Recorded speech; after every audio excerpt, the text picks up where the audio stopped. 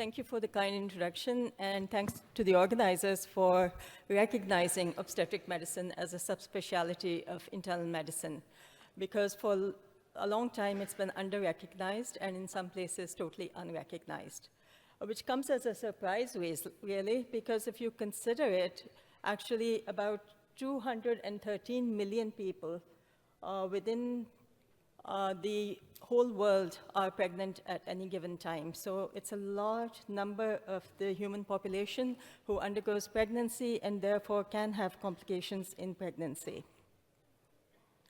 So the objective basically is to understand abnormal LFTs in pregnancy, whether they have any significance or not, differentiate the pre-existing liver disease from coincident liver disease, and then identify those liver diseases which are unique to pregnancy. As I said before, the significance is in the number of millions of women who are pregnant every year. And at any given time, if you look, you will find that 3 to 5% of these women have abnormal liver functions. And the highlight upon this was shared by the EMBRACE, which is a confidential inquiry into maternal mortality and morbidity, which is a report which comes out every 3 years since 1954 from the United Kingdom and Northern Ireland.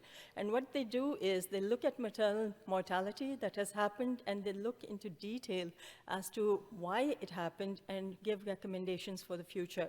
So the EMBRACE report, the last one, was published in 23, and it covered the triennium between 2016 and 2018, and they realized that maternal deaths due to liver disease have increased. So it's our duty to recognize this and to prevent it if possible. But to be able to prevent something, we have to know what is normal. That's how we recognize what is abnormal in pregnancy. So what is normal in pregnancy? For that, we have to look at the physiology. What usually happens to liver functions in pregnancy? Well, the transaminases remain the same, or they actually decrease by 20%. And somewhere in the literature, you'll find that usually they're found at 20% below the upper limit of normal if you look at liver function tests in pregnancy, in reference to your own lab values, unless you have pregnancy-specific ranges, and very few laboratories, including our own, have any pregnancy-specific ranges. If you look at the prothrombin and the INR, it remains the same, even though coagulation factors do increase in pregnancy. Albumin decreases, and this is not because of a decreased synthetic function, but because of hemodilution. And this happens mostly in the third trimester, and it decreases by 25%. The alkaline phosphatase increases, especially in the third trimester, and this is because of the fetal bone contribution as well as placental production. If you are in doubt, you can always ask for the isoenzyme. Hemoglobin decreases because of hemodilution. Alpha-fetoprotein increases because of the liver, fetal liver producing this. And then you have 5-nucleotidase and the gamma-glutamyl transpeptidase, both of which remain either normal or decrease by 20%. What is abnormal in pregnancy? Now that we know what's normal, you can recognize that any increase in bilirubin, the transaminases, or the serum bile acids is going to be abnormal in pregnancy. And if you look at the clinical signs, any hepatomegaly, splenomegaly, tenderness, bruise, or jaundice, these are all considered to be abnormal in pregnancy. We usually divide liver disease into pregnancy in 3 main categories. Those that are related to the pregnancy, because we know that there are 5 different liver diseases which are unique to pregnancy. The woman would not have these if she were not pregnant. And they are hyperemesis gravidarum, preeclampsia and eclampsia, that means the hypertensive disorders. HELP, I put it separately because it could be a spectrum of preeclampsia, eclampsia, but at the same time, 20% of cases can happen without the hypertension. And then you have intrahepatic cholestasis of pregnancy and acute fatty liver of pregnancy. Now, you all have an internal medicine background, so you realize that a lot of the female population does have pre-existing liver disease. So don't forget that when you're analyzing the cause of liver function abnormality in pregnancy. So you can still be dealing with cirrhosis and portal hypertension, the chronic hepatitis, non-alcoholic fatty liver disease, or others.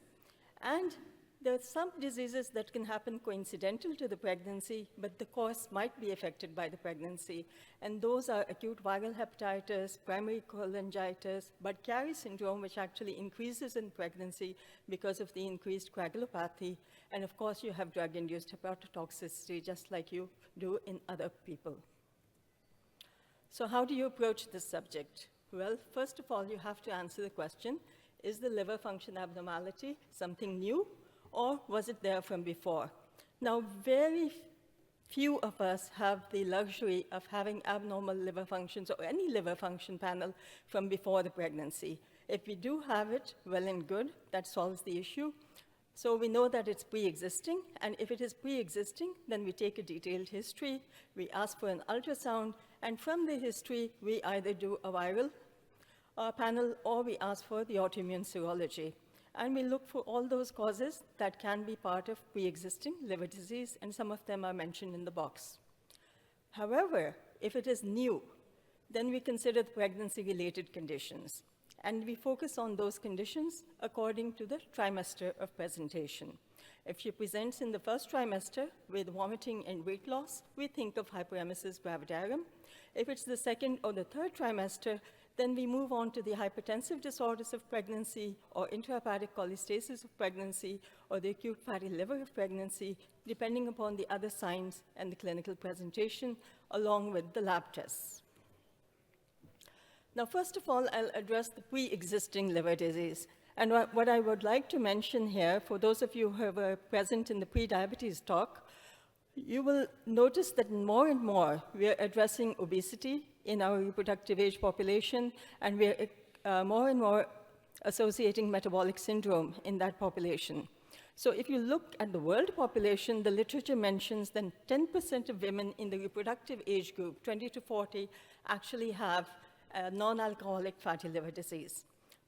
And if you look at the Middle East population, we have a publication from the MENA region that says that 40% of our women are affected by this. If you look at pregnancy, 16 to 18% of the present pregnant population actually have a metabolic associated steatohepatitis. And so if you come across any incidental increase in liver enzymes in pregnancy and cannot find the cause, do not have any other signs or symptoms, do think about this and ask for an ultrasound of the liver. If a person comes to you with a pre-existing history of polycystic ovarian syndrome, or if she's obese, a BMI of more than 35, then do screen in the first trimester for liver functions. Because even if the liver functions are because of this and not because of any other etiology, they do pose a high risk because she may develop gestational diabetes, preeclampsia, or a preterm labor. And the recommendation presently is that these women should breastfeed for at least the first 6 months exclusively, and that is to be able to reverse the metabolic syndrome.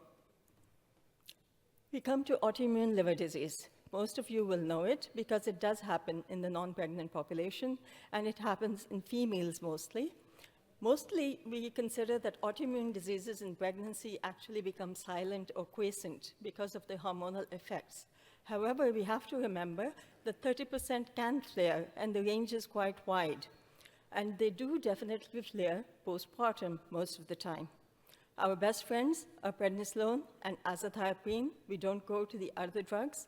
And we have to remember that mycophenolate mofetil is contraindicated. And if a woman is contemplating pregnancy, it should be at least stopped 3 months prior to conception. But if you find that she's pregnant, please immediately stop it.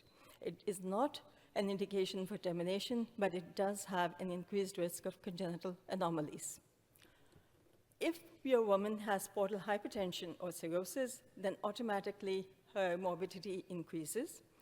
You have increase of preterm birth, miscarriage, and perinatal morbidity, but you have to remember at the same time that variceal bleeding is more common in pregnancy. So any woman who has portal hypertension, if you're lucky enough to have her in your preconception clinic, do address that problem, do analyze how much chance there is of variceal bleeding, do start her on beta blockers, and if possible, do get her to have sclerotherapy or banding before she becomes pregnant. If that is not possible, then continue beta blockers in pregnancy and be very vigilant, because there is a 50% mortality with variceal bleeding in pregnancy, and it usually happens in the second or third trimester when our cardiac output is at its maximum and the blood volume has increased by 50% compared to the non-pregnant state. What about chronic hepatitis B virus infection? We live in a cosmopolitan society. We have lots of patients who actually have hepatitis B, or the hepatitis B surface antigen has found to be positive, and it is part of our routine booking bloods. For every pregnant woman, we screen them for this. So if we find the hepatitis B surface antigen is positive, we're thinking about whether she'll has an existing chronic liver disease, whether she's going to have an exacerbation of the liver disease while she's pregnant, or whether she's going to have mother-to-child transmission. So we have to focus on this. And the good news is that if her hepatitis B virus DNA level is more than 200,000 at 28 to 32 weeks, we can actually start her on tenofovir, which is safe in pregnancy and decrease the risk of mother-to-child transmission. If she was already on antivirals, please continue the treatment. If she was on another agent, please switch to tenofovir. And of course, all these babies will be getting the hepatitis B immunoglobulin as well as the vaccine after birth. What happens with acute hepatitis B virus infection? Well, nothing significant. It behaves just the same in pregnancy as it would without pregnancy, and we're not really that concerned about it. However, there are other viral hepatitis that we do worry about. This is hepatitis C, even though we don't screen all our pregnant ladies for it, but it is found in a large amount of our population. The problem is that even though we do have studies now in the literature saying that you can use some agents for it during the pregnancy, however, at the moment, none of the guidelines are recommending routine treatment for hepatitis C, and they're all saying individualized treatment. However, there's the consensus is that you can give the antivirals postpartum without any problem. The risk is of increased preterm birth and, of course, mother-child transmission, but it's quite low. Hepatitis E virus in pregnancy is a killer, whereas you know that without pregnancy, it's not such a bad disease. And you can give IV ribavirin with it, which is quite safe in pregnancy. Herpes simplex virus infection, again, can be a killer in pregnancy, and you should automatically start your woman on IV acyclovir the moment you realize that this is the diagnosis. Now we come to the diseases which are unique to pregnancy. Now, when we're talking about these diseases, we're very much trimester specific. So first of all, we have hyperemesis gravidarum. So if you look at abnormal liver functions in pregnancy, about 8 to 36% will be because of this entity, and it usually happens in the first trimester and before 9 weeks of gestation.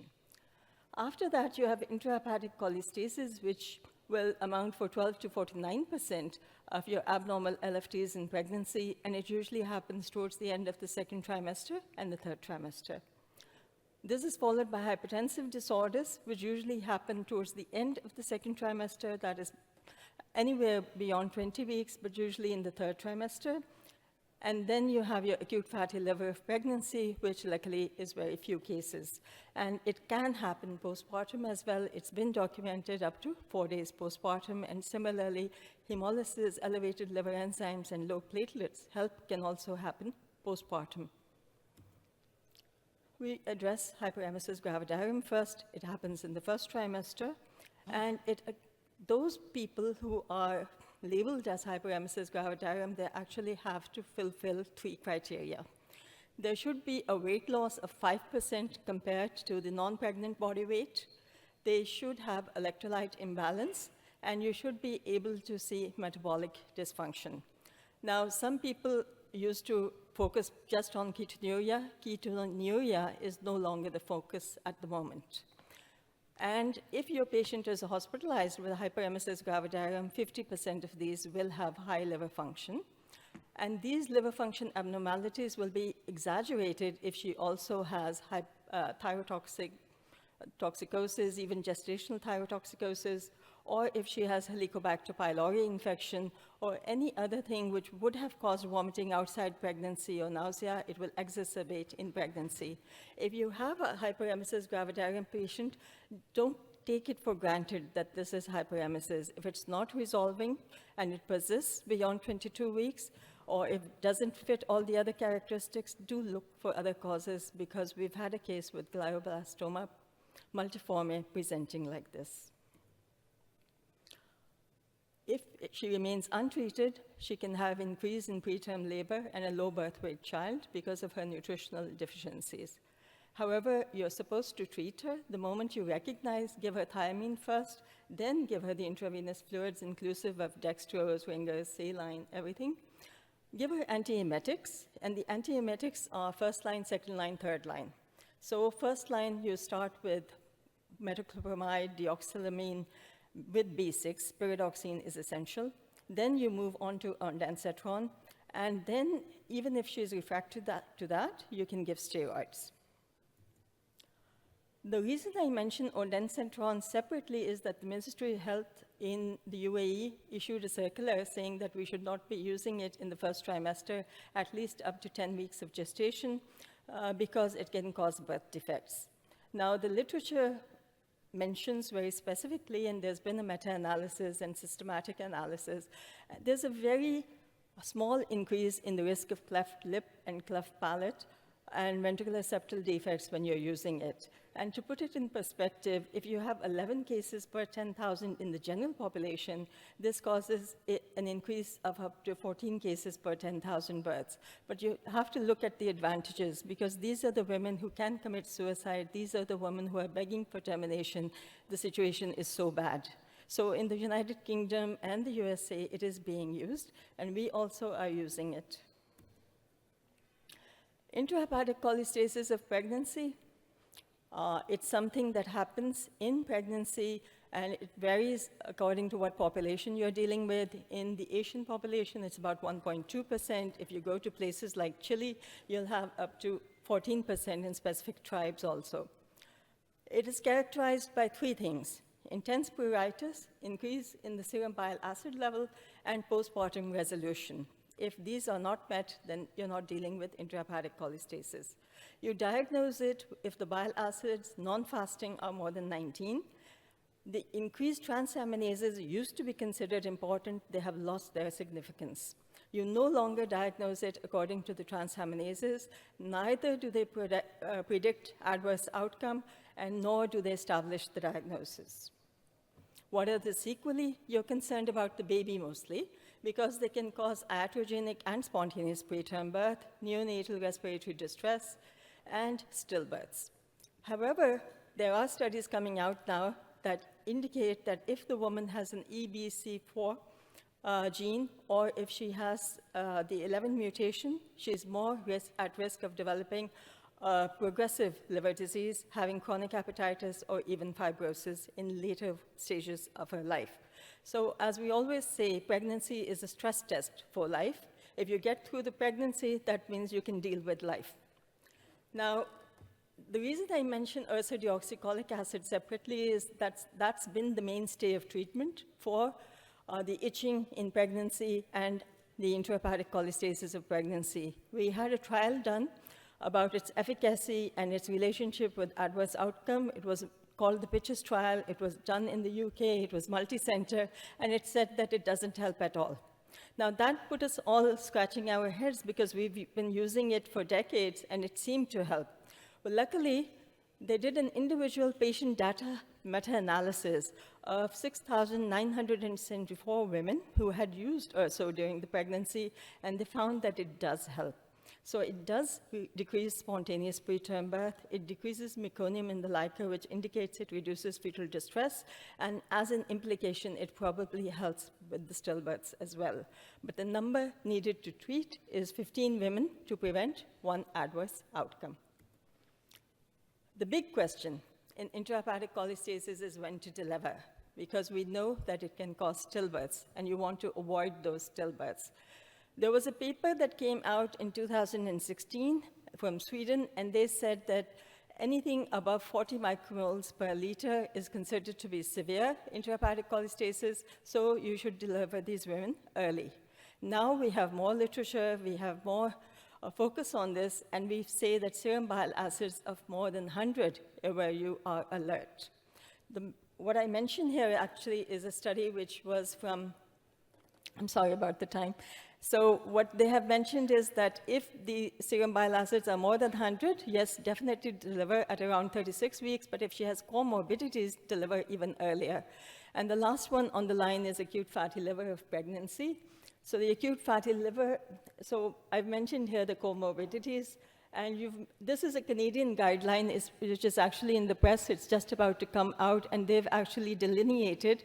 It becomes very difficult to say whether you should deliver a patient at 99 or 100, but they have given some good arguments as to what the background for these figures are.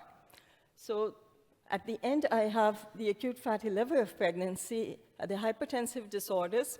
All of you are familiar with these. These are killers, and the most dangerous one is the hemolysis elevated liver enzyme, and it can cause liver complications.